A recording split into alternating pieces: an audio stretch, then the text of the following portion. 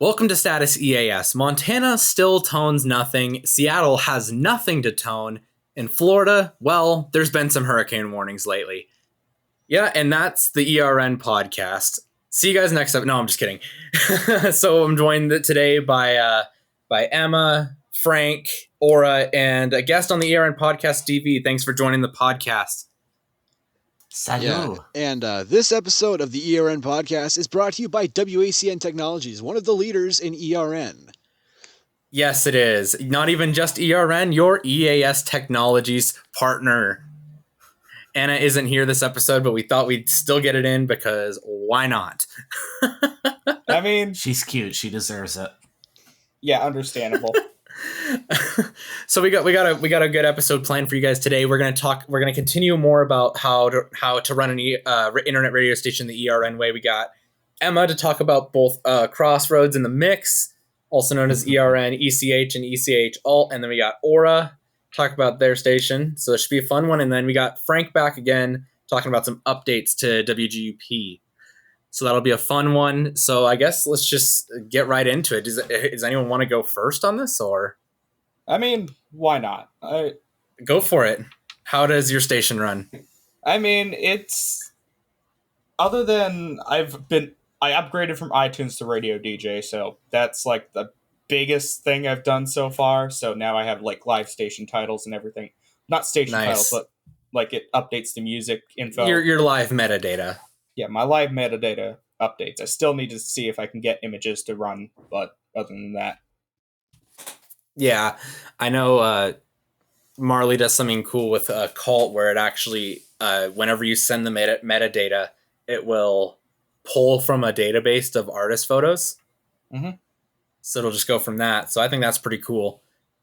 So and then, of course, getting off of iTunes is a plus. Yeah, and then, of course, my monitoring setup, it's really simple. I just have everything set up so lower priority alerts, they have a timeout of like 15 minutes. And like the really important stuff, they send immediately. And then, of course, the local stuff, that also sends immediately. Nice. What NDEC do you run on your station? I run a Sage 1822. I have an Easy IP as like a secondary NDEC if I absolutely needed to, but that's local only. Mm-hmm. Yeah, that's the thing with the Easies, though, is that, you kind of have to be in a set area.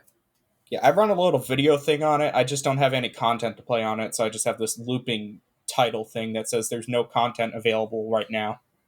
Nice. It's What do you run alert wise? Do you relay everything, or what do you do? I relay high priority weather alerts, pretty much every single civil authority alert. So like if there's something going on somewhere that's not weather related, it'll definitely still go through. And it goes through immediately, but I'd have two priority levels, which is outside and local. Local always gets the higher priority. Yeah, of course. That's how I run it on my station as well. Yeah, so yeah, I've had a couple priority overrides, mostly weather-related stuff, like outside weather alerts that I've been relaying have been interrupted with local weather alerts. That's about it, though. Nice. So yeah, you got a pretty simple station. I don't know if there's anything else you want to add. I think we both knew that yours was going to be pretty short. I don't relay RWTs, and that's fair. I respect it. And actually, most RMTs as well that aren't like either the ERN or local RMTs. Do you block demos, or? I block demos. Like any demo that goes through, even ERN system-wide demos, they get blocked. They just show up as a system test and log. Yeah, that's what I do. I block all demos. Yeah. It's just I send them out occasionally, but that's... Yeah, I send them out occasionally, but that's mostly just if I restart my equipment. Yeah, exactly. Make sure things are actually working. Yeah, or if I want to show off my equipment to someone who's visiting or whatever. Yeah, exactly. That's why DMO exists.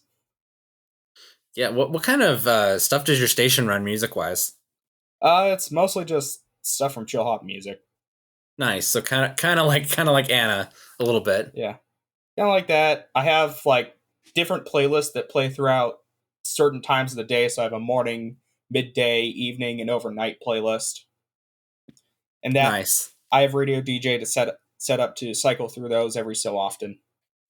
Nice. Yeah, I do the kind of the same thing. I run more chill hop, lo-fi stuff, plus more acoustic music at night, and then during the day it's free reign. Mm-hmm. Yeah, I speaking of Anna, Anna gave me a challenge recently. Emma knows about this one, where it's gonna be an interesting one. So Anna told me that if I can use Stereo Tool to make her stream sound better, she would implement it. And from what I hear myself, it sounds good. I don't know, Emma, what do you think about it so far? It's really subtle, but I mean, you can tell there's a difference, and it's not a negative difference, which is more than I can say for the processing on some of the local commercial FM stations here in Abbotsford. So, yeah, it's an improvement. You succeeded. Gold star. Yeah, I know most of my stuff. I just go with whatever audio equipment I have. My computer's inbuilt DAC is actually pretty decent, so that goes to my Sage, and then my Sage goes to the computer's audio in. It maxes out at the quality Spotify uses anyway. So What's the computer you're using to run your station? I'm using a Dell Optiplex 7010. Oh, nice. So it's got a bit of power if you need it. Yeah, it's got a bit of power. I upgraded the RAM to 8 gigabytes from its original 4, so I can run a little bit more stuff on it. Because I was gonna say, if you got that extra processor horsepower, you can get Stereo Tool on there. It's got a lowly i3 in it, and OBS takes up most of the CPU time. Nice. No, that makes sense. Yeah. Although still, the CPU utilization is below 50% most of the time. That's not bad. That's still pretty good. Oh, that's Emma, interesting. Emma knows as well as I do that I'm the one. Me and Marley are the ones that have been trying to flood ERN with Stereo Tool. Yes, I noticed. Vimeo should hire you as a spokesman. They should. I know. I have John to thank for helping me set up. Well, actually, no. He set up Radio DJ and helped fix a couple of issues I was having with the ERN logger. Nice. So yeah. You have to get John in here so John could talk about his station. Unfortunately, he's across town and also working, so... Boo. No, I'm kidding. It's respectable. Yeah. At least he's making money. Enough money to buy a 3644. Oh, is that what he's going for? Don't tell him I said that. He'll find out eventually. Emma said at one point that she wants me to try to Stereo Tool her stations. And speaking of MS stations, I actually have a fairly powerful all-in-one computer that I could probably run Stereo Tool on and have it run fairly well. I'm down to help you out if you want it. I mean, yeah, it's currently sitting unused, but... Yeah, no, I'm down to help if you want it. Yeah, it's got like 16 gigs of RAM, 8th gen Intel Core i5, I think. Oh, I'm running a 6th gen i5, and I'm running 2 Stereo Tool instances along with all my station stuff. I think you'll be fine. Yeah, that computer probably has plenty of power. Yeah. The problem is that I got to get all the new software updates on it. And of course, I have to get all the new stuff on it because I offloaded what was currently set up on that to my streaming computer, so that way I could have an all-in-one solution. Yeah, no, that makes sense. I need to get another serial cable at some point so I can start logging stuff for my Easy, because I currently use the serial cable for that for programming it. Do you just have your Easy set up right now to do local monitoring, or? The Easy is set for local monitoring. It monitors my Sage, but my Sage does not monitor it. Oh, okay. So that way, like, if I want to send alerts on it that would get me kicked out of ERN, I can send alerts on it and the Sage wouldn't care, because it wouldn't know that those alerts are getting sent. Yeah. No, that makes sense. That totally does. Yeah. But anyway, speaking of the one ERN participant that runs 2 different local areas, Emma, which one do you want to talk about first? You know what? I'm gonna let you decide on that one. Let's do the main station. I consider that to be Crossroads. Okay. Well, I'll preface this with a small aside. While Ah, goodness. I should not have eaten dinner right before recording time. um, right while Aura was talking about their station, I got a notification on my phone. There was a magnitude 4.8 earthquake in my regional coverage area about 10 minutes ago. And that's back in Georgia, right? Good Or is that Lord, here? no, not in Georgia. That'd be like network special report level if that were in Georgia. Yeah, exactly. No, there was a 4.8 65 miles southeast of Port Alice, British Columbia. Oh, wow. I think if there was an earthquake in Georgia, I would be feeling it right now. Also that, because Frank and I share a coverage area. Yeah. Speaking of earthquakes, there was actually an earthquake. I think it was like 20 miles north of Missoula, like a week or two ago. I don't remember if you saw Marley talking about that in the chat, but yeah, it was 6 a.m. when it happened, and I was awake, but my wife was still sleeping, and I felt, the house shaking a little bit, not by much, but it was definitely noticeable. The only size. Don't worry about that. That was just the transmitter up in Kalispell exploding from all that reflected power. The only thing I remember seismic wise is, I don't know, the test tsunami warning message getting published to NWS again. Because I have a thing on Telegram that logs NWS cat messages. Yeah. So like every hour it'll send a message to my or not to my Telegram itself, but to a Telegram channel. And then of course the tsunami warning test message got put up on there again, and I'm like, this again? What? I thought we learned from the last time. At least, well, I actually got to check and see if they did actually publish it as test on the NWS website. But at least it didn't tone out. Hey, I'm old school enough that I was still living in Virginia when that 5.9 hit in 2011. I remember that. Oh yeah, no. Here in Montana, we don't get earthquakes of a significant magnitude that often. So we don't either in Virginia. But hey, yeah, anytime you feel them, it's such a big deal. Yeah, I got my drop cover and hold on badge before I even moved out to the Ring of Fire. Yeah, exactly. I remember in 2018 there was in December there was an earthquake on I think it was in Tennessee. Yeah, it was close to Gatlinburg and Pigeon Forge. It was a 4 point something. I don't remember the exact magnitude of it, but it did wake me up. It did shake everything here pretty good. Not enough to cause damage, but there was a little bit of confusion. My first thought was that it was a dream, and I didn't realize what was going on at the time, and so I just went outside my room. My dog is looking around confused, and so that's when I knew. I was like, okay, something happened here.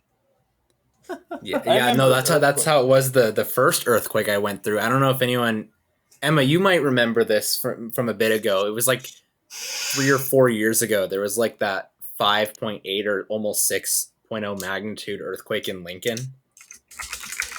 Yes, I remember hearing about that. Yeah, I felt that all the way in Great Falls. It was like 11 o'clock at night. I was watching YouTube on my phone, and it felt like my dog was jumping on my bed. No, it was a really big earthquake. The only earthquake I ever remember. Oh, also go ahead, finish up. Oh, no, go ahead. I was just going to say that I was only like 14 or 15 at the time, so I was, I was like, what the hell is this? Yeah, the last earthquake I remember was in, 2017? And it was, like, I got home from middle school that day. I was just sitting home at my desk, and, like, I was chatting on Discord or something like that. And then all of a sudden, I feel my house shake like someone was moving furniture. It was just this... It sounded like it, too, and I was like, huh? And I realized that's what it sounded like for me as well. And I realized no one was home, and then I'm like, okay, that was an earthquake. And this is back when I was up in Maryland, so we don't get earthquakes very often there. Yeah. The 2011 quake, I don't really remember there being much of a sound other than like stuff shaking. The main thing I remember is feeling it and then seeing like a potted plant that we had on a hook swinging and kind of having enough time to stop, realize what's going on, and then it's like that thing where you have it. It happens so fast, but at the same time, you could consciously feel your brain go through each step down the chain. Oh yeah, From exactly. noticing something to figuring out what it is. Yeah. And we still had enough time that we walked outside while it was still shaking and saw. And then we went over and turned the TV on just in time for everyone to start breaking in with special reports. Yeah. Mm-hmm. That was honestly one of the cooler experiences of my life when it comes to Mother Nature. What was I gonna say? I just hope I don't have to live through a 9.0 Cascadia rerun while I'm here. Yeah, exactly. Yeah, one of the things that's going on for me is like, other than someone's phone vibrating. Oh, sorry, that's me. I'm not sure. Anyways, what was it? What was I gonna say? I know the earthquake I experienced was like, it lasted for about a second and a half, and then it just stopped. Yeah, I remember the one I was in quite a few years ago. There was a ton of there was the aftershocks were the big thing. It wasn't even the main quake. Yeah. The 2011 one was pretty long, honestly, at least from what I remember. It must have been like 20 or 30 seconds almost. Yeah, that's not that bad for an earthquake. Yeah, that's... Well, I mean, you get what I mean, relatively. Like, more shaking isn't good. That's impressive for an earthquake. You don't usually see them last that long. I don't know if that time's accurate at all. It felt like it took a while. Yeah. It's probably, it could be the adrenaline, making things feel slower. Something for like me, that. I'm just like, I'll have to look into it, see if I can find anything about it. I mean, at least I'm not like going crazy or anything. Yeah. Emma, do you feel earthquakes more often up there in Canada since you're closer to the Ring of Fire, or? Funny thing, I haven't noticed any since I moved up here. But you get the notifications for them, huh? Well, yes, I have the NWS Tsunami Alerts Twitter account set to notify for all tweets. Oh, so yeah. So I know about anything going on that could possibly be like a tsunami threat, because my local coverage area, I would be getting tsunami warnings off air. And I care about that in general, but like yeah, I know that earthquakes happen. I know they happen a lot here in British Columbia, like the one that just happened 15 minutes ago now. And but I've yet to feel any one that I could identify as an earthquake. What was I gonna say? That reminds me, like, I need to double check and make sure my filters are okay. Because I don't know, sometimes my filters are a little bit wrong and I don't realize it until an alert comes in that was supposed to be for like an emergency filter, and it turns out it was just an outside weather filter. Yeah. Yeah, I'm looking at that the information about that earthquake now, and it doesn't look like it's that. It looks like the feeling of it went more into the ocean. At least from what I'm seeing. I don't really know. I'm not really good with finding. Do you mean the one that just info. happened? Yeah, I'm on USGS. Also, if you're looking for earthquake information, literally anywhere in the world, USGS is your friend. Oh yes. Yeah, I can tell that. Yeah, on the topic of earthquakes, I was actually, I wouldn't say hoping for an earthquake, but steadily preparing myself in the event of an aftershock from the 2019 Albanian earthquake. That was a 6.4 on the Richter scale, and aftershocks lasted pretty long time up in that area. So I wouldn't say I was expecting one, but I was prepared. Yeah. That was actually the deadliest earthquake of 2019. Yeah. Oof. No, I meant that as a quick aside, but we've spent 15 minutes talking about earthquakes now, or 10 minutes now, instead of Hey, stations. it's not a bad thing. I mean, considering I do have one thing to add on. I have NPT in my EAN filter. Nice. To be fair, I treat it as the same thing. To be fair, I do the same thing on mine for the same reason. Yeah, Yeah. it's a nationwide test. It should test to see if the equipment can override any single alert that's currently going through. Yeah. And actually, that even means that I could probably send a practice demo warning and see if that will override the practice demo warning I'm sending. Yeah, it would be an interesting thing to see. Yeah, and that might be something to do, is like have it so that way I have a timed relay on something. Like I'll send a test alert into my NDEC and then see if it'll go through and override that as the alert's being sent. Yeah. And I'll send it on like the second highest priority filter, which I think is local emergencies. So like Yeah. local civil emergencies. Yeah, going off of earthquake, getting back on track. Emma, talking about Crossroads. Yes. So Crossroads is it's my original station. It's actually probably the oldest station in ERN in terms of how long it's been around in any form. Yeah. I have run Crossroads since late 2014. Is that with EAS as well, or is that? It has had EAS since the summer of 2017. Oh, nice. So right before ERN conception. Right before ERN's predecessors came around. Yeah, and yeah, because before that was GWES Weather Network, wasn't it? Yeah, there was GWES-ERN, and then like NERP and such came around too. And then but yeah, in terms of the GWES line, it was Maggard, wasn't it? I can't even remember how much of involvement Vincent had in WNR. That was more of a Kyle thing. Yeah, rip, I guess. To be fair, ERN is a much saner concept in general. Yeah, exactly. And how that was structured. But yeah, Crossroads has been around for 8 years now, running the same format the entire time. I originally created it to run jazz, and not just any jazz, but like smooth contemporary jazz, like think Weather Channel music. More modern. Although stuff. There is more depth to it than that. There's also a bit of new age. There's a tiny little splash of 80s electronic.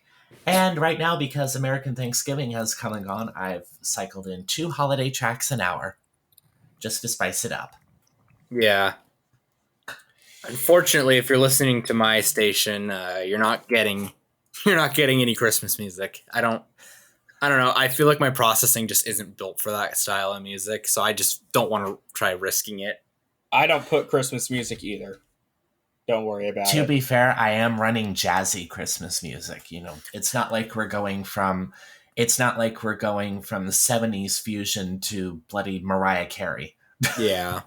I might throw in a song or two on Christmas Day, but just for time being and, processing wise, I'm probably not going to do it just because like, as well as I do, Emma, that Christmas music is like, it's a whole different audio style. I would say yes, but no. I think I guess if you're thinking more traditional, I'm thinking more like traditional Christmas. You're thinking like breaking out Frank Sinatra and Bing Crosby and such? Yeah. Yeah, see, I don't really do that on either of my stations. Yeah. Obviously, the Crossroads playlist, it actually, most of the holiday music is new age. Yeah. The Windham Hill record label has like 7 or 8 different CDs of nothing but holiday tracks, and I pretty much just dumped them all. Yeah, that makes sense. Let your station choose what to play. Mm-hmm. Yep. That's what I 'cause do. I let my station choose what to play unless I'm doing tuning on my station. Then I'll play a couple tracks on my own. But Yeah, that's pretty much what I do. Everything is automated on my side. yeah, Yeah, I have both my stations are automated entirely, 100%. well, yeah, I because do you're not even in actually- Georgia anymore. You're in Canada. Well, that's the thing about it, though. Actually, because all the equipment, other than with some exceptions, which we'll get into when we go over the mix, but Mhm. most of the equipment is actually sitting right behind me. Yeah. Like, And what do you use to run Crossroads?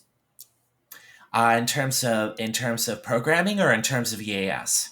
Not even just EAS. Like, what kind of programs you just use in general, like to make the magic happen? So first and foremost, I run Rivendell radio automation on both my stations, which is it has a learning curve, but once you've got it set up, like there are actual commercial and non-commercial stations that use this software. It is really remarkably powerful. I actually probably only use like a quarter of its feature set. Yeah. Which I don't mind actually because it just gives me more flexibility. Yeah, exactly. That's really the main thing. Right now, Crossroads doesn't actually have any audio processing at the moment. Depending on what kind of magic you can work Cam, that might change. I could We'll do see. something. Yeah. That's really it, other than using raw FFmpeg commands to do the actual streaming. And then I have my own personal IceCast server, as well as streaming to ERNs. Are you actually streaming to ERN, or is it just a relay? I believe they've got it set up as a relay right now. Okay, yeah, no, that makes sense. IceCast is fun. Yeah, it really is. It really is. I run the KH branch on my own server, and the main perk of that is it can use. It's kind of janky, for lack of a better word, how they coded it. But the KH branch that this person forked off, its main attraction for me is you can have it run both plain HTTP and HTTPS on the same port. Oh, nice. I think I read through the code. My high level overall understanding is that it basically looks, and if the browser tries to send SSL headers to it, it'll talk it to it in SSL, and if it doesn't, it'll just depends on the headers. Yeah. Mm-hmm. Oh, that's actually pretty cool. It's probably a stupid way of doing it, but hey, I didn't write the code. It consolidates your traffic, and it consolidates my traffic. Yeah, especially because you don't have to have as many ports open. Well, I run my IceCast server on a VPS, so that's not an issue. Yeah, exactly. Yeah, I try not to home host stuff that's directly public facing where I can avoid it. Yeah. Yeah. Go ahead. Oh, sorry. Go ahead. I was gonna say one of the things I wish I could do with like IceCast or some other service is, like send alerts directly to it, so that way it could, like, if there's a special app that could do it, notify a user of an incoming alert over like the EAS or whatever. I mean, that should be pretty possible. If you've got if you're running a hardware encoder, you could probably achieve that through GPIO magic. Like have the especially like on a Sage, because you can have it close a relay when it receives an alert that it wants to forward. Yeah. Just write like a Python script that would watch that GPI, and if that relay closes, assume that means that there's an alert about to go over, and then do whatever you want it to do from there. Yeah, like read. Are you trying to do that through metadata or like in the audio itself? Like in metadata or an audio stream or whatever, like have it update the song name so that way it shows like the alert going over.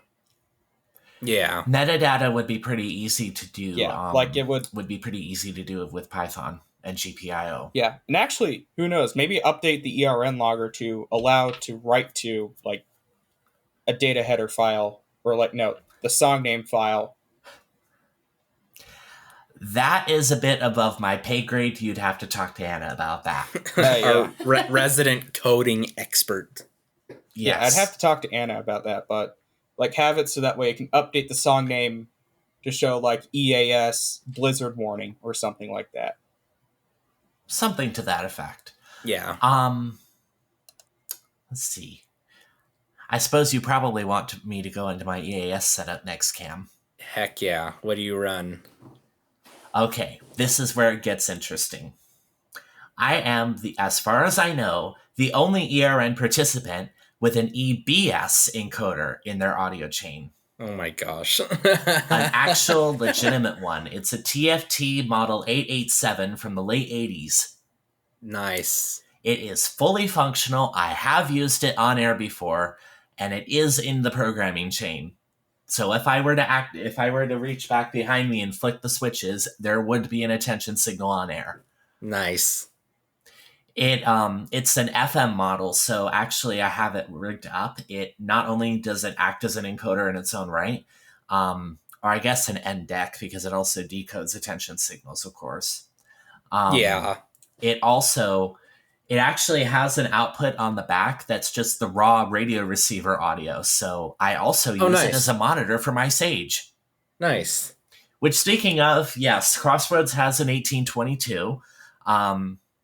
Had it for over 5 years now. It runs a pretty old firmware version, actually, 5.88 to be specific.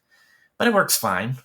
I'm trying to think of what do most 1822s that you find nowadays? Don't those run a version of 6? Yeah, mine's running 6.1A. I got it from, was it one of the local low power stations, actually. It was WCSP. Nice. Oh, yes, I've heard of them. Yeah, I got my 1822. It was on eBay, but the station it came from was WCSP. So, oh, nice. Yeah. And the call sign was still set as WCSP when I got it. Yeah. So, like, I saw their local area. It was basically any typical DC local area. So, yeah, unfortunately for me, when I got my DAS deck, I couldn't tell what station it came from because it had never been set up.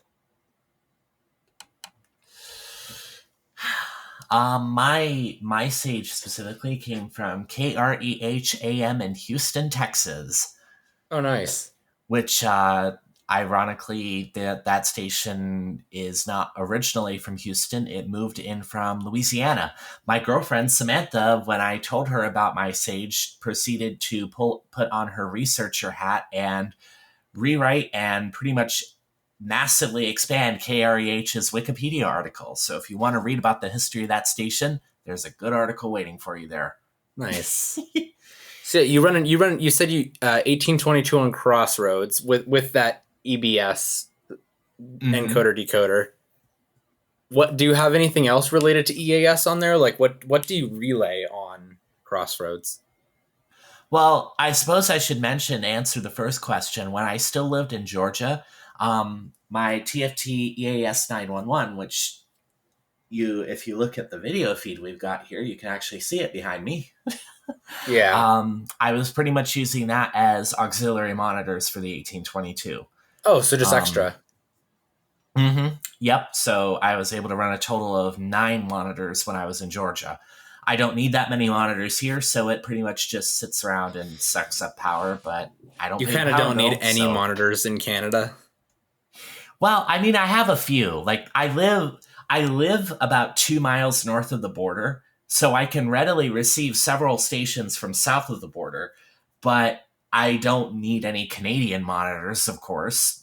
Not that those stops me, though. Are you able to pick up no weather radio from up there from the States, or? Yes and no.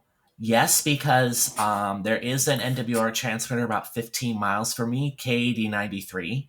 No, because the dorm building that I'm in has such high RFI that it completely blots out the signal.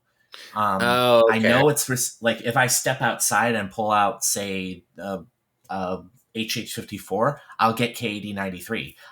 If I go up to the 4th floor and put my scanner up there, not only do I get KAD93, I even get WWG24 from Port Townsend, which is a pretty good distance from here. Yeah. But unless I come up with a way to actually get something like that set up permanently, I can't monitor KD93 over the air. Yeah. What I do monitor, though, is I monitor the local Weather Radio Canada transmitter out of Nice. Chilliwack. Because VFB 785. Because those transmit a certain, it's still same, isn't it? Yes, it is same. That's what I was And thinking. it's pretty. I mean, obviously the voices and such are different, and I'll be the first to say I like the new system, but I would rather have the Starcaster voice back. It's kind of the same deal as NWR. I like BMH better, but I wish we could get Tom and Donna and Paul back. Yeah. Old Paul. Yeah, I mean, the new system on Weather Radio Canada, it seems like it doesn't give as much information as I thought it would.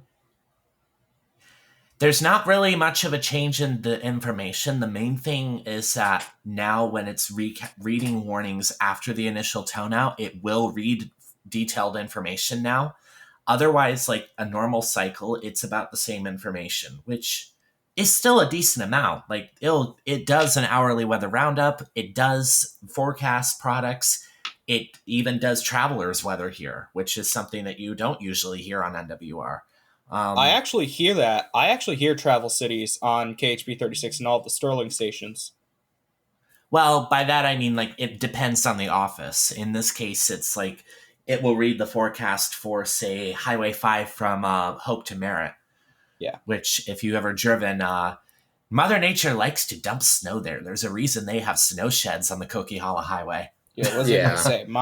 My station will actually read like Baltimore, New York. I think there's a couple of other areas. I think there's like, was it Philadelphia?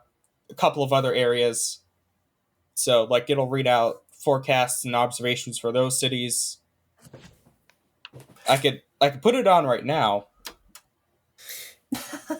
Yeah, back when I was in Great Falls, WXJ-43 actually read forecasts and observations for stuff like Calgary and Lethbridge and stuff like that, closer to there.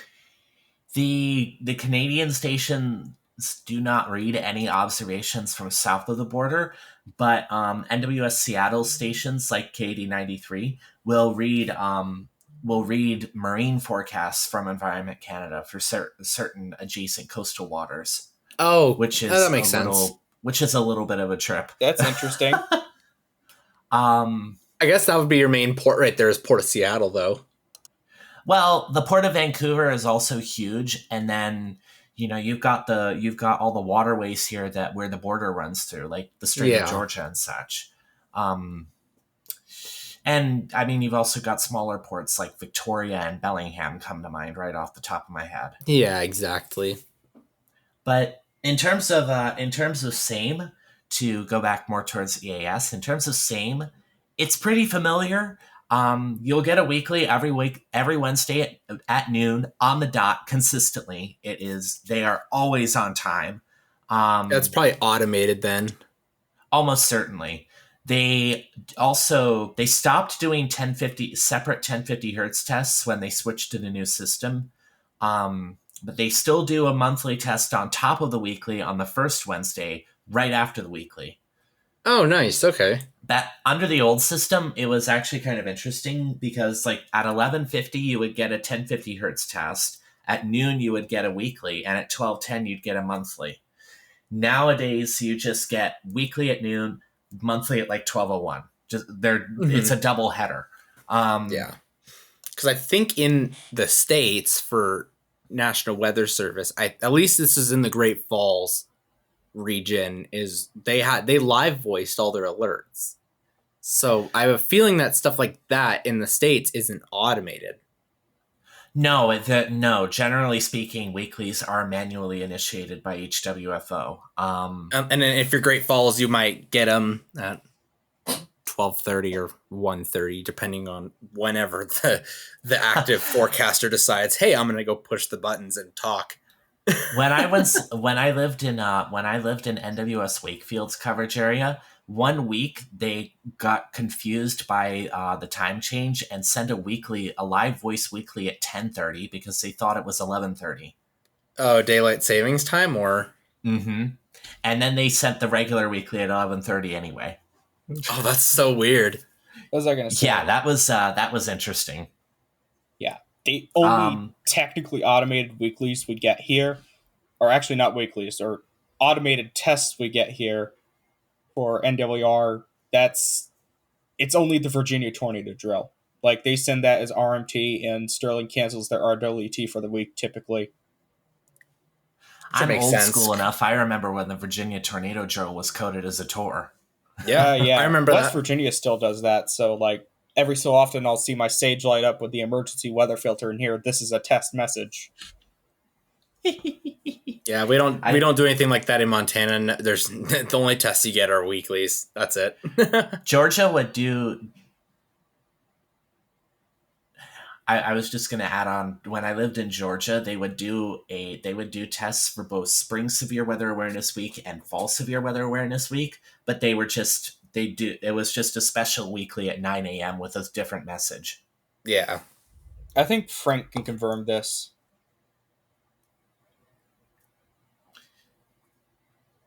I think Frank is slightly preoccupied at the moment. Understandable. Yeah. What were we talking about? Oh my God. Good job, Frank. We were looking to you to confirm that Peachtree City still just does a special weekly with a different message for severe weather awareness.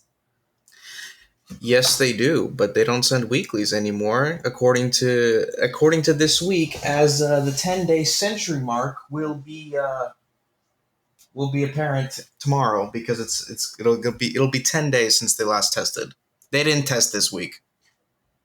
Good For job, some reason. Peachtree City. This For is why some we reason. don't like you. Yeah. That and and your here's- inability to here's- comprehend that rotation on a radar means you should issue a tornado warning. Here's the thing. It's always when there's a school break for my county, like my district's break, like if it's a winter break, spring break, or Thanksgiving break like it was this week, they do something weird. Like in December of 2020, they tested 15 minutes early. In spring of sometime, I don't know, they did something weird. And today, or this week, they didn't test at all. The person that issued tests must be a student and was staying home for the week. What was I going to say? Ever since I KHP wouldn't 36 doubt it. went wireless, I've been wanting to get an alert. So this week's weekly test was the first time I've actually heard them send an alert with the new wireless system. Nice. Let's see.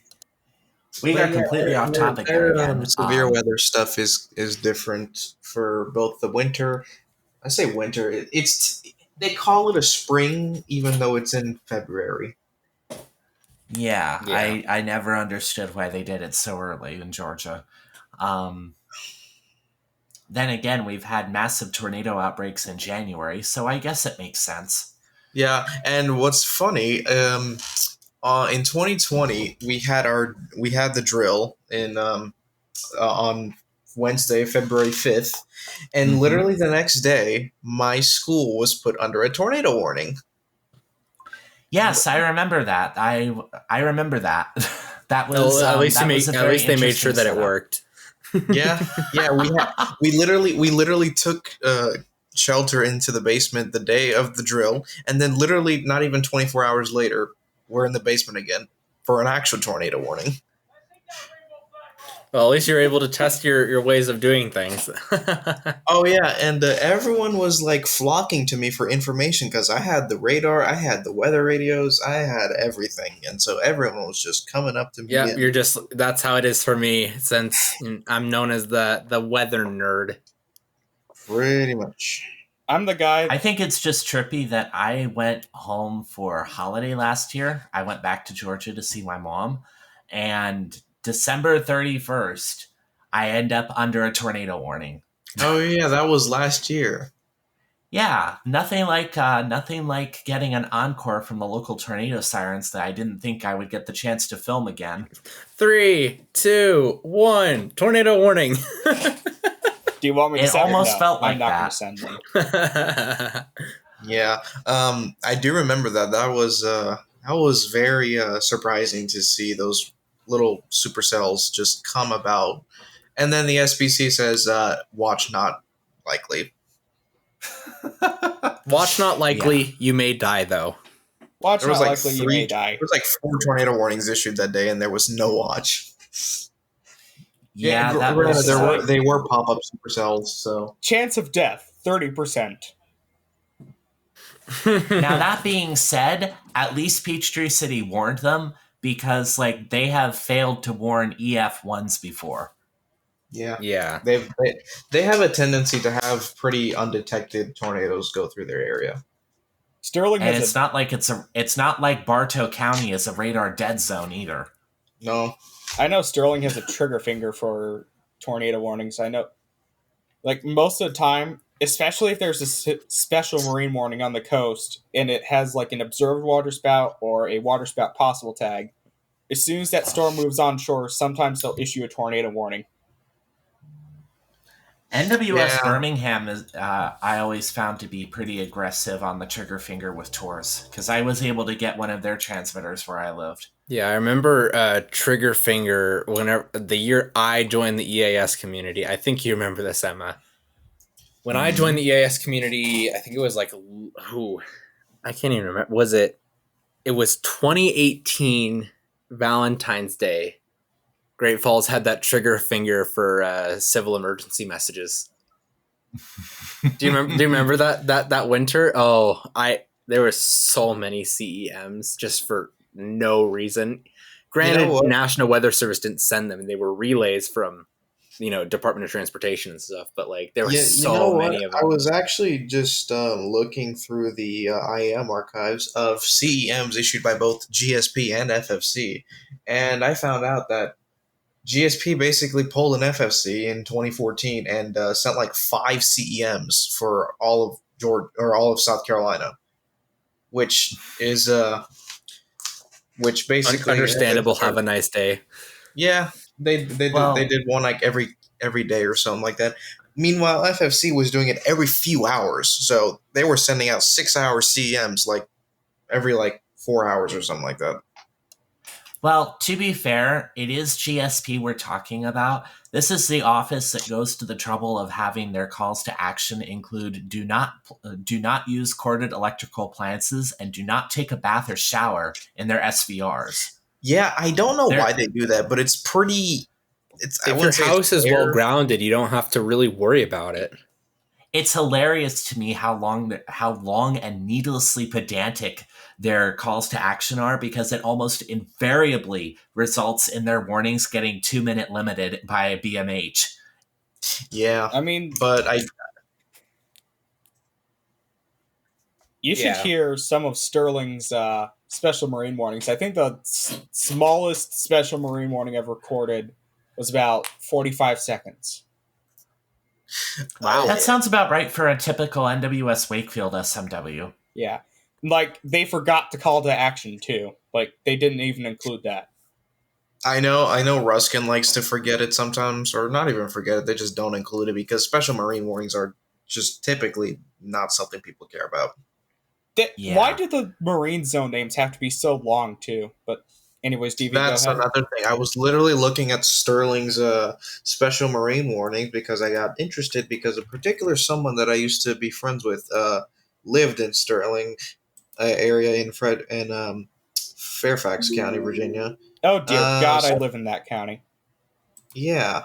So, I got bad news for you. You're no longer Frank's friend. No, I'm kidding. But I was listening to the special marine warnings. I'm like, what is this? What am I hearing right now? Because for the past year and a half, all I've been used to is basically just Florida special marine warnings. And you cannot change my mind on this. Anything other than Gulf and Atlantic, actual Atlantic coast, not any sort of Bay areas or whatnot. Those are actual proper special marine warnings. I'm not even going to include the Great Lakes. Yeah. But you know that the ultimate marine warning is one that includes Chesapeake Bay from Little Creek, Virginia to Cape Henry, Virginia, including the Chesapeake Bay Bridge Tunnel. That was always quite the mouthful to hear Tom read. That's funny because my Easy and also my Sage, they both have marine zones coded into them. My Easy always likes to refer to any of the Chesapeake Bay marine zones or anything as I need to double check this, but it was like something from Currituck Beach Light, North Carolina to something one or another. Yeah, speaking of sages and marine zones, sages and marine zones don't like to coexist. No, they don't. I think that's why Daz just put them in as 3-word zones instead of that. Yeah. Because Like, if you've ever seen a special marine warning on a Daz, especially the one like in California we were talking about a while back, it'll just say like North Pacific Ocean. Like that's it. North Pacific Yeah, Ocean. I just see like Sterling's marine warnings when I saw them relaying on, was it Ari's station back when she still had a station? It was just Northwest North Atlantic Ocean, like repeated 5 times. Yeah, exactly. Because Daz just doesn't care enough to put. Well, that's not a bad thing though. Like I think it's ridiculous to have to, especially if you're like in TV or something, or like a cable system, and you have to have like a scroll that has 5,000 words because your goddamn marine zones are that long.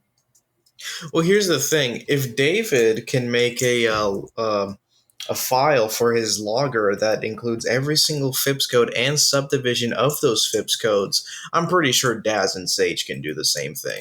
What was I gonna say? I think it's just more for the like, especially like TV, because Daz is like, Emma can tell me, like Emma can agree with this, is that Daz is more prevalent in TV than radio. Right. Yes. And especially when you're having to scroll video, it's like me working in a TV station. They tell you like, if you can, don't run like EAS stuff over like advertisement if possible, because obviously I shouldn't have to explain that one, like why the company would want that. But like if you're gonna have to keep scrolling for longer, you might have a scroll that might last 3 or 4 minutes depending on how many times you have to loop it.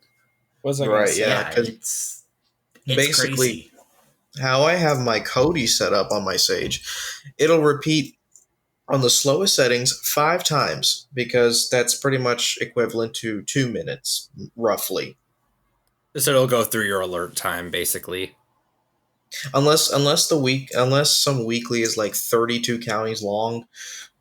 So basically Michael's local area. Yeah. It'll take forever if it does that.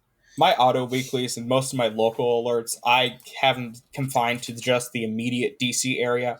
Like I monitor for more counties, I just have sending limited to immediate counties. Yeah. So, speaking of that, because we got completely sidetracked again. Yeah. Do you have anything else you want to talk about Crosswords, or do we want to go on to the mix? Well, I should mention like relay criteria for Crossroads, because it's actually fairly limited. Because Crossroads, like obviously I want EAS on there. If I didn't, I wouldn't have a Sage and an EBS box in the chain. Yeah. But at the same time, I'm very limited in what I relay. When I was in Georgia, it was pretty much a sync, but that was also because in Georgia, Crossroads was not part of ERN. So I just monitored entirely local and relayed entirely local based off of that. Yeah. Up here, mainly, I don't relay very much local because there's not very much local to relay, but I'll relay anything weather for like Washington, Oregon, Idaho. I'm hoping to relay for British Columbia in the future, because I do monitor WRC, and I've actually had an SVR up here, if you can believe that. Yeah, and that was that over Weather Radio Canada? Yep, it did tone. The main issue I have with relaying Weather Radio Canada is because there's so many unknown FIPS codes, the Sage will lock up for a good 6 or 7 seconds. While it tries to figure out what the hell it is. Yes, and it does not record audio during that time. So what I'm hoping is that either A, we can at some point manage to figure out how to get it to properly handle Canadian FIPS, or B, I'll get a DAS or something and monitor VFV 785 with that. I was going to say, get a 3644 because I believe those are built for Canadian markets as well. I don't know if the US firmware will have support for. I don't know that US firmware will have support for that, and also like CLCs, our version of FIPS, are not used in Alert Ready. So, okay. At least not in the same way. So I don't know that they would have actually programmed that into the blue box. It's definitely in the DAS though, for sure. I wouldn't be surprised if the DAS would handle it a lot better. Yeah. What was I going to say? Yeah. Have you considered programming the area codes into your Sage, like having them as custom areas?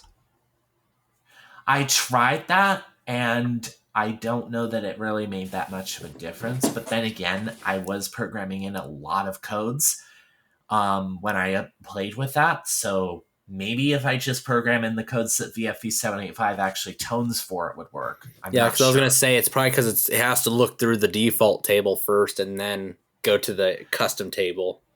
And if it's getting locked up on the main table, that it wouldn't change anything if it has to go through that before going to the custom. The main thing would be that there's not really a way for me to add filters based off of custom locations that I know of. Yeah. Huh. And that's so interesting. That kind of defeats the point. I might actually scroll through my Sage real quick and see if I can add a filter for a custom location I added. I got to see if I have my custom locations incoming. Okay, let's see. While you do that, one thing I can carry from VFE 785, and I do, is I carry the monthly test because that has 1050 hertz in it, so there's enough time that I'll catch up and start recording before the voice message kicks in. Yeah. So that I carry. Otherwise, like anything for Washington, Oregon, Idaho that I get through ERN or locally, I'll carry it, except for weeklies. Yeah. And demos. Those can go away. I don't care about those, but yeah. Other than that, I don't know that there's very much else to it. I could get into minutiae, but that would only really be relevant for a tutorial. And also, Frank appears to be losing his mind over there, so I think I need to yield the floor for a minute here for him. I don't know. He said in the Discord chat that he's just trying to get me to laugh. Yeah, I'm trying to make you laugh on stream or on recording. Little do the listeners know that I edit out every crap piece of audio. That's quite a while to go through. I'm scrolling through the areas on my Sage just to see if any of my custom locations will pop up. I have a feeling the answer is no. If the answer is yes, then that's another reason for me to actually get new firmware at some point. Let's see. So far, nothing yet, but I'm going to double check. I would like to interrupt this podcast by saying that Cult is off the air. Uh-oh. Shocking. Very shocking, and my monitor is having a seizure. I'll probably get an email from Better Uptime saying my DAS deck monitor is down at some point. I can get stuff for the St. Lawrence River. So here's that screenshot in the Discord chat. It's absolutely going wild. Sounds about right. While Aura scrolls through Sage and Frank loses his mind, I guess we can talk about the mix. Yeah. Because that's where the mix is in Georgia. It relays stuff. Done. Thank you for that enlightening contribution, Frank. How do we survive without you? I don't know, man. I'm just doing my job. Because the mix is what runs the easy. Yes, the mix is my secondary station. Although that was the one that I had in ERN first. So actually, ERN it's ECH technically is your mix. Primary. For ERN purposes, it's my primary. For my purposes, it's my secondary. Yeah, the mix is what happens when you take a typical AC station, combine it with a typical classic hit station, combine that with a typical variety hit station, add a splash of Canadian content, and do all of that while you're stoned. When you say Canadian content, does that include Drake by any chance? No. That's not And a funnily Canadian. enough, as I was driving back from getting dinner, they were talking about Drake on the station I was listening to, the Drake curse. What about Frank? Freddie Your Drake? station is the one that runs 95% Drake. Not 95%. Well, let me guess, like 90%. Yeah. What was I gonna say? Close to 20%. I know I was scrolling through my That's a save. large chunk of your station. Listen, most of it is just the new album. So See, the we'll get artist I into do that with. I know I was scrolling We'll through get my into- station. It just gave up displaying marine zones. It just St. Lawrence River from ... And that's it. We'll get into what WGUP plays later.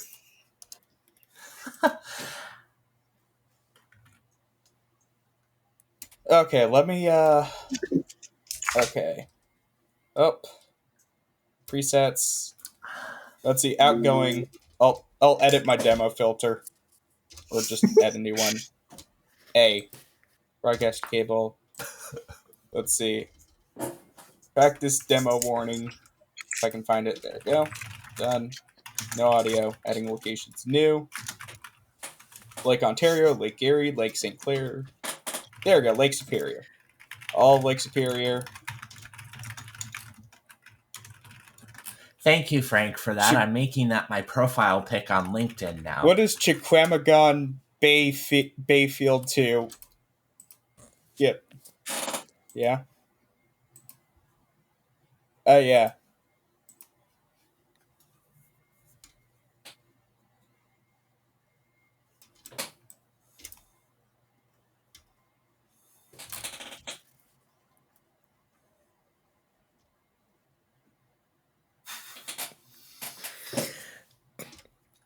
But yeah, So getting let's back see. on track, let's get back to the mix.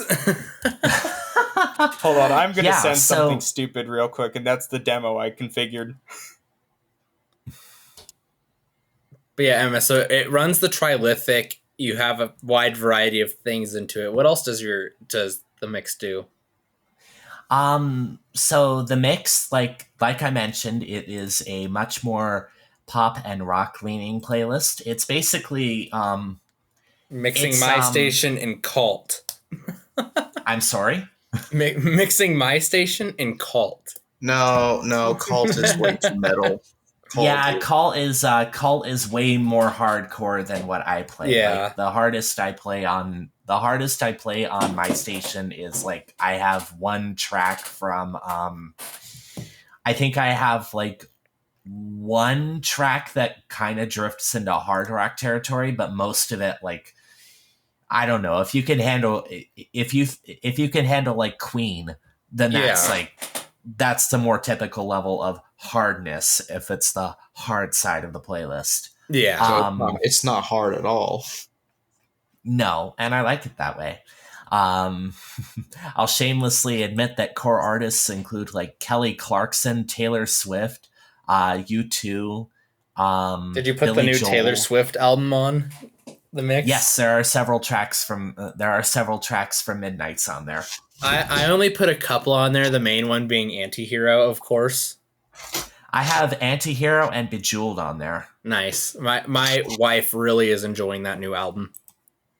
I really like that album. At the same time, I kind of wish she'd kept going with the folksy trend she had going in Folklore and Evermore. Those two albums are like the bomb.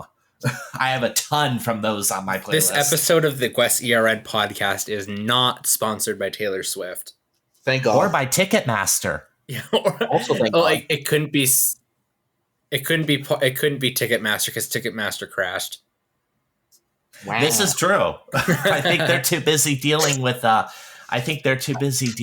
hordes of angry fans picket mastering their headquarters. Yeah, exactly. But yes.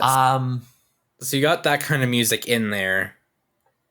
What's your local area considered? Is it just the county surrounding where your station is located, or?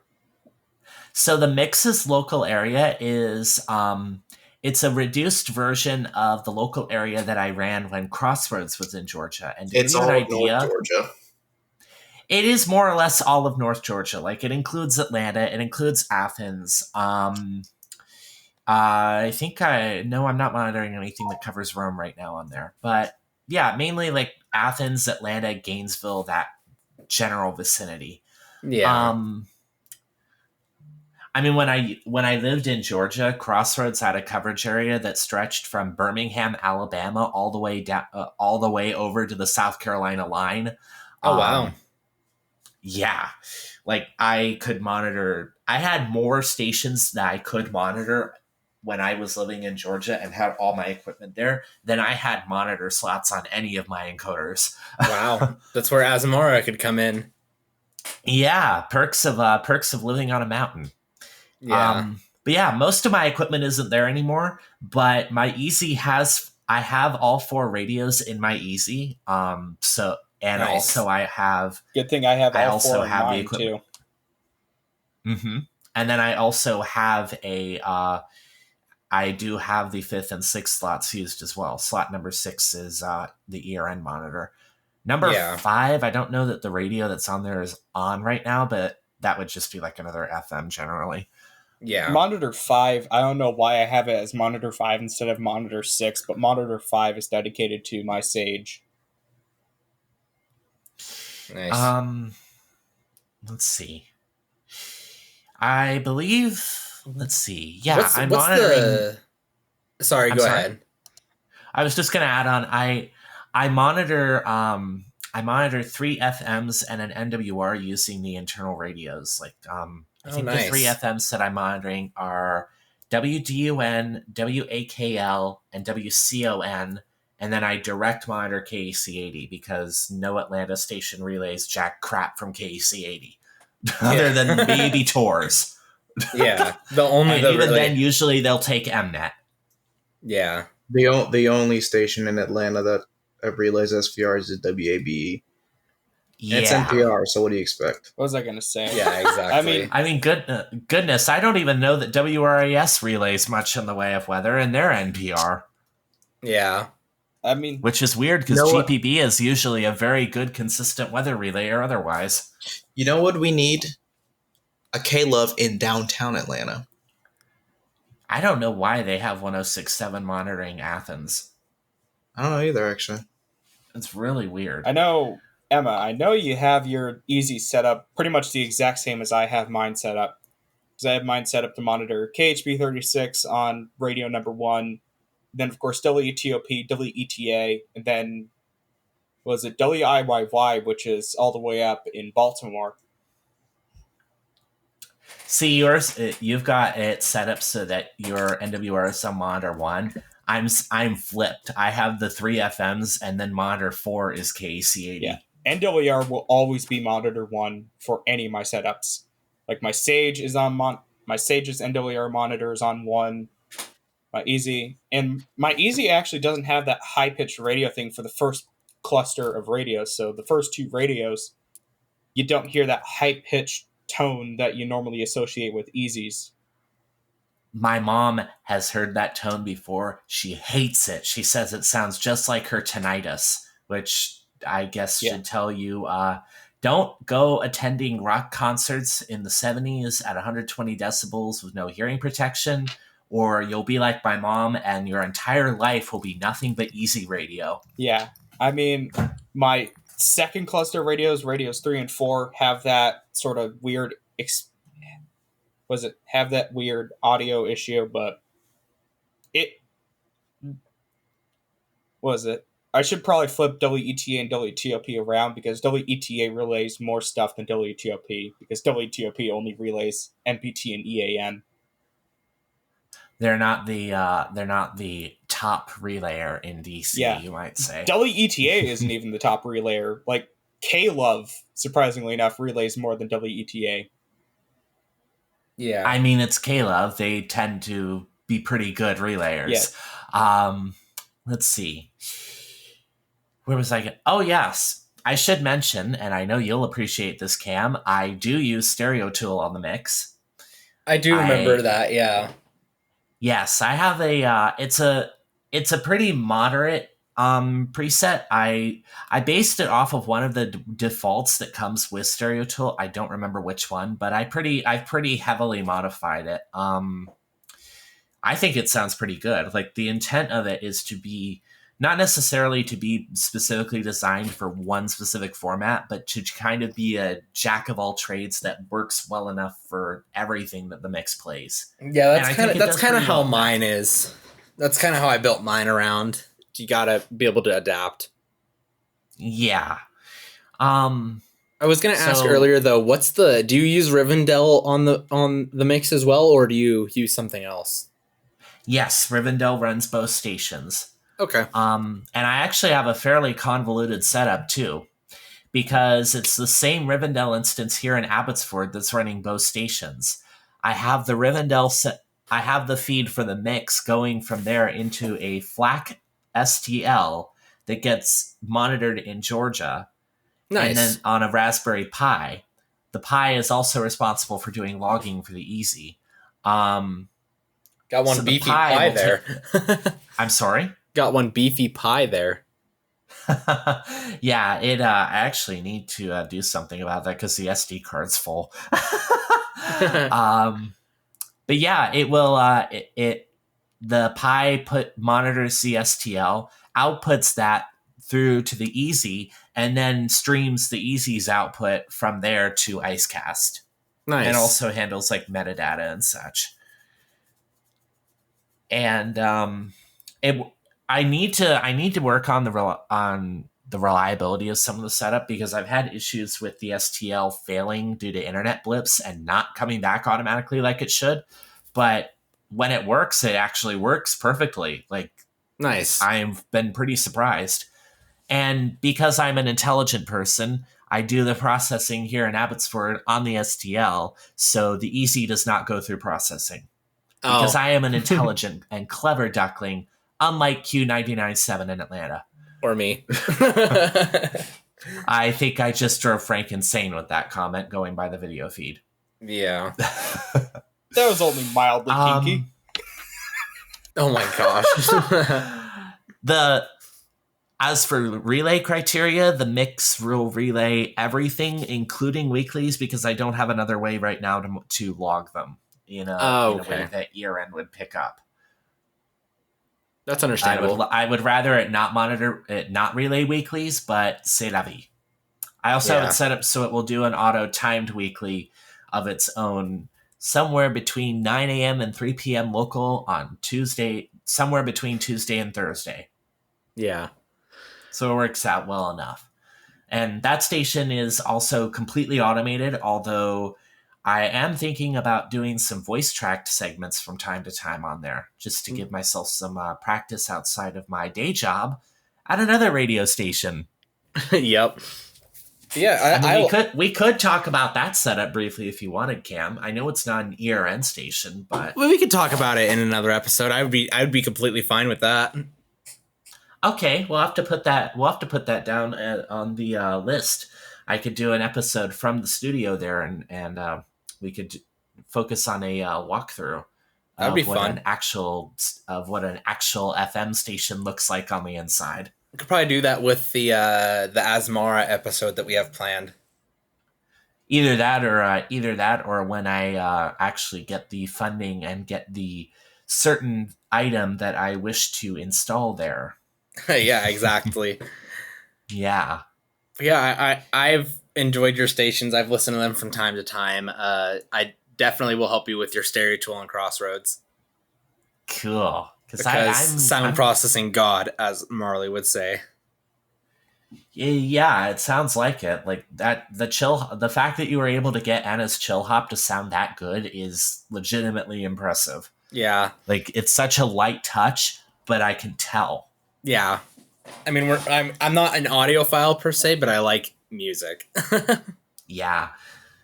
Yeah. I mean, I'm not one of those snobbish audiophiles where like the only thing I'll accept is 24-bit 192 kilohertz rip of a vinyl record, and maybe that will be acceptable to me, but like I do care about having things sound good. Yeah. Also, Also, I'm going to use the podcast as an opportunity to say, CKSR, Star 983, stop overmodding your transmitter for the love of all that is holy.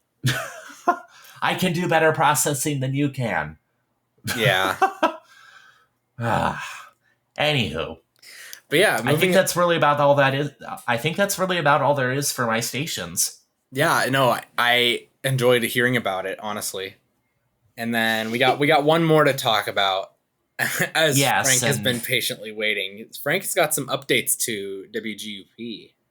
He's been waiting, but I don't know that he's been waiting patiently, because it seems to me like he's kind of gone through 5 stages of grief while I've been talking. And trying to send everyone's favorite. Yeah. Everyone knows we need a good volcano watch. Yeah, exactly. You want me to send one into ERN right now? I'll do it. I would prefer not. Exactly. I mean, I already sent the oddball DMO. I don't think we need another catastrophe. You see, I relayed accidentally a National Weather Service DMO yesterday with the audio of Lowrider. Oh my god. So yeah, that was a little bit of an oopsie. But yes, WGP has finished its upgrades. Would anyone like to guess what those upgrades are? It's I know what the upgrades are. I'm not gonna. Yeah, it's blue. It's blue. It's very. And it's blue. not the song.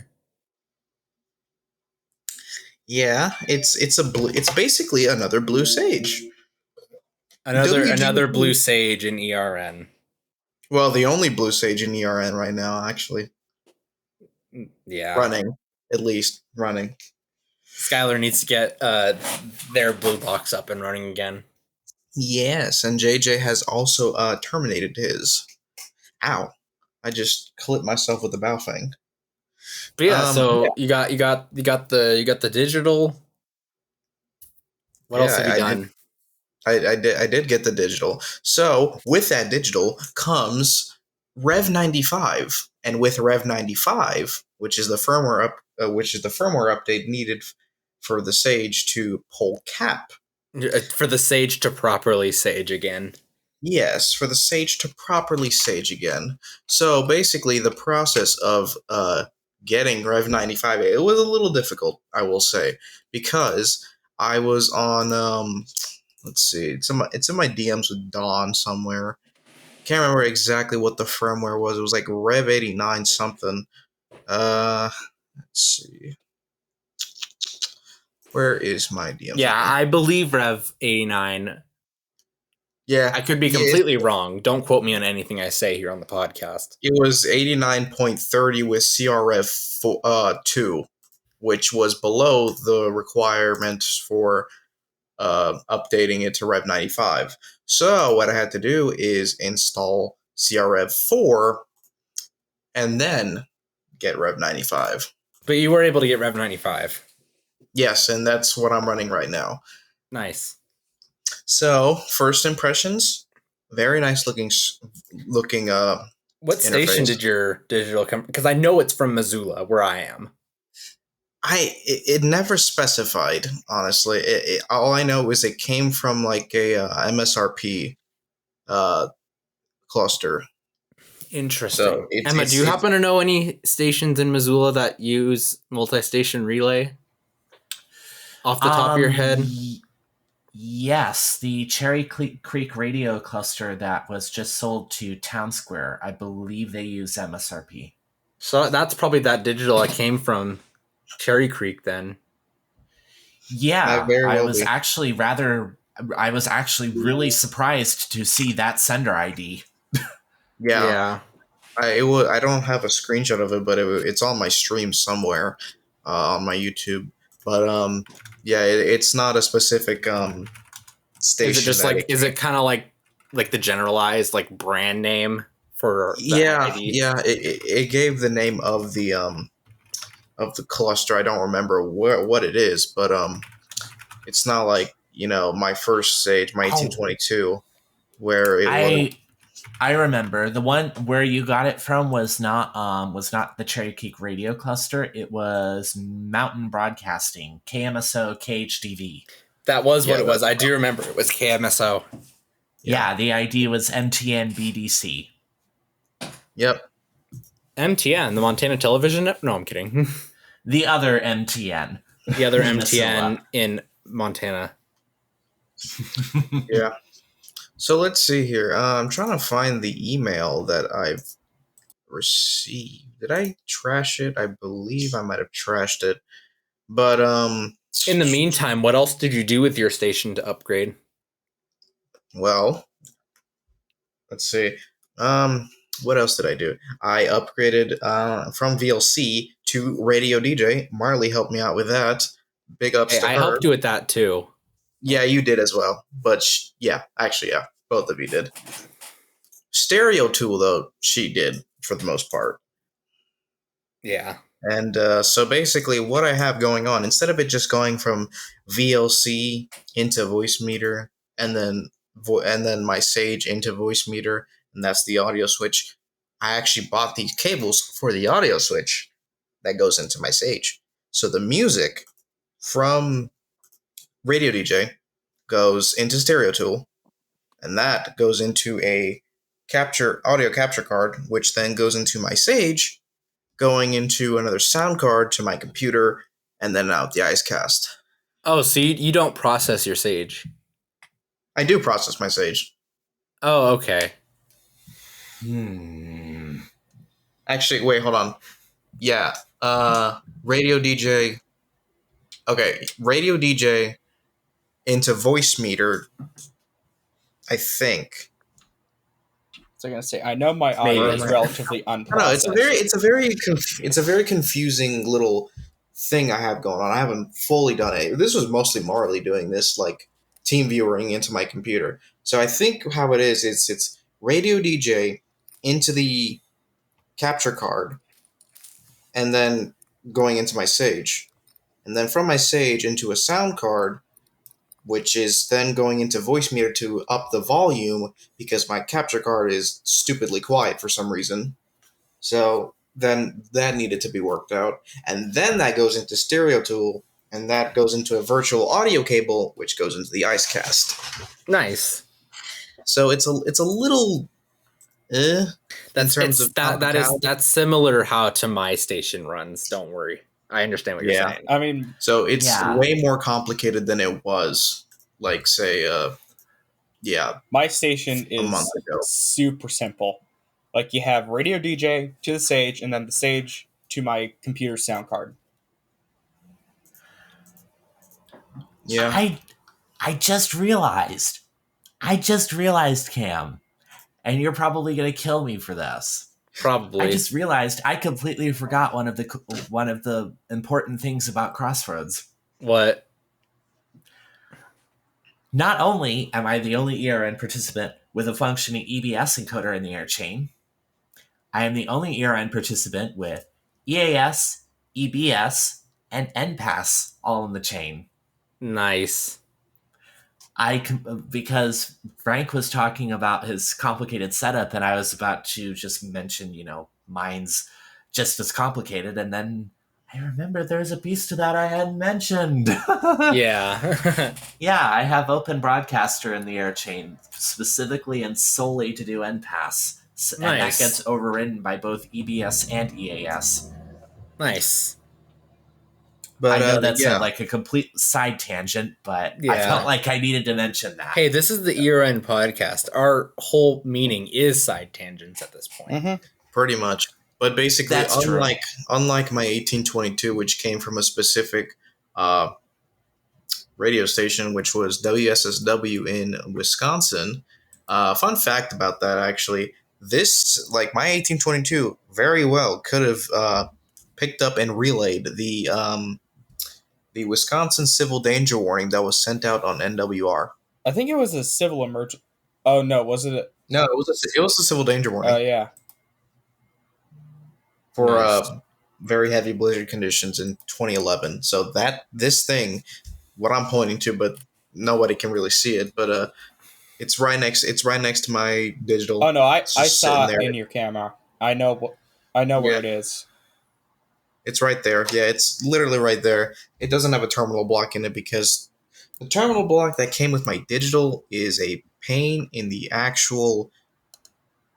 It's hell. I don't understand how it's not cooperating with me. Like none of the little doors open or close. Yeah. So I have to do Terminal some. strips always are Yeah, a crapshoot. yeah. But once I get that one going on, I'm probably gonna have monitors going from to and from both my index. So If I and were I'll you, probably I would use your 1822 as a just extra monitor. I wouldn't even wire them together.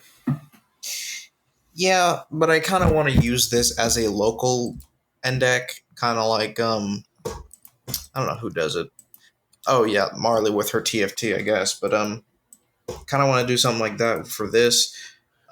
This my digital is basically somewhat nationwide. It does nationwide cap. It polls basically anything important really, except DMOs, except RWTs, except RMTs.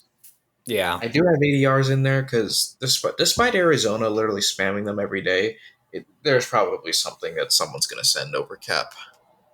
Yeah. But anyways, let's wrap the station parts up because I think we got through them pretty good. We have a couple bits of news we want to get in before we take off for the day or night whenever you're listening. And Aura can actually talk about this main one first. It's the polygons for non-weather emergency messages from the National Weather Service.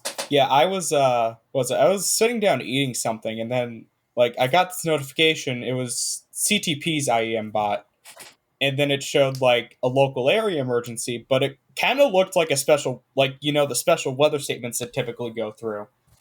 So it had that outline of like a specific area within a county. So you saw the Yeah. outline like it was a actual weather warning, but it said like local area emergency, and it had the text bulletin in the upper right corner. And I look on the National Weather Interesting. Service website, and sure enough, it was actually issued as a very small polygon around the city. Interesting. Do you remember what that alert was for? I have a screenshot. I remember it being for a missing person. I need to double check that real quick. Okay. I mean, regardless of what it said, yeah, that's cool that they can use polygons for NWEMs. That was a recent update that was in August. It's one of the, even though it was from August, we only just saw the first. Yeah, I don't even know if it was the first one of the first ones that were able to take advantage of. Yeah, it that was a new missing system. persons alert that was issued. Yeah. Mm-hmm. See, And then there's another bit of news we want to include in here because it's more of a serious one in terms of security. DAS released a security advisory for all software versions, including the 4.4 that DASDEC 2s run, and then we don't know what the 3 runs, but probably a version of 4.7. But all DASDECs are included in the security vulnerability. It's the same type of vulnerability that was patched in 2019, but it's a different method from Ken Pyle, that one person we were talking about with the DASDEC at the DEF CON conference. Digital Alert Systems will be providing a software update patching this vulnerability in the coming weeks. So if you have a DASDEC, stay tuned for that because it's a pretty serious vulnerability if the wrong person's able to use it. Yeah, definitely. Security is, especially with things like the various hacks, it's a little scary to think about. I know that I have been taking great pains to make sure that all the stuff I've done, both for my own stations and at work, have been very, very firmly kept behind firewalls where possible. Yeah, and in the next episode, we'll talk a little bit more about EAS security, about FEMA proposing some upgrades and such like that. So we'll get into that in the next episode. But for this one, there's not much else we need to talk about unless anyone else wants to chime in on the DASDEC vulnerability. I know my security thing is the only thing I can even remote access to get control of is my Easy, and that is not monitored by anything. So it just does its own little thing. my Sage cannot be sent, cannot have like remote control or anything. So yeah, I'm pretty safe in that regard, unless someone sends a rogue data header over the air. Yeah. But Nice. other than that, Okay. My web interface for my Sage is not on a server, so unless it's someone's in my local LAN, there's no way to access it. yeah. The problem Unless with Marley happens to TeamViewer into my computer and sends an EA. Well, actually, she can't send an EAN. She can't You do can't- anything. Yeah, you can't do much of anything You from the can't. Sage interface. You can't send anything other than an RWD on the Sage interface. Which great security feature. Sucks for me because okay. One thing I want to say about Rev 95 is that on the front panel, you can't view alerts anymore, and you can't send old alerts. It says feature removed. Yeah. So you need to go into the actual web interface and look at your logs, but you can't resend those logs. So I'm a little annoyed at that. Interesting. Hmm. But other than that, I think this is as good a time as any to wrap up.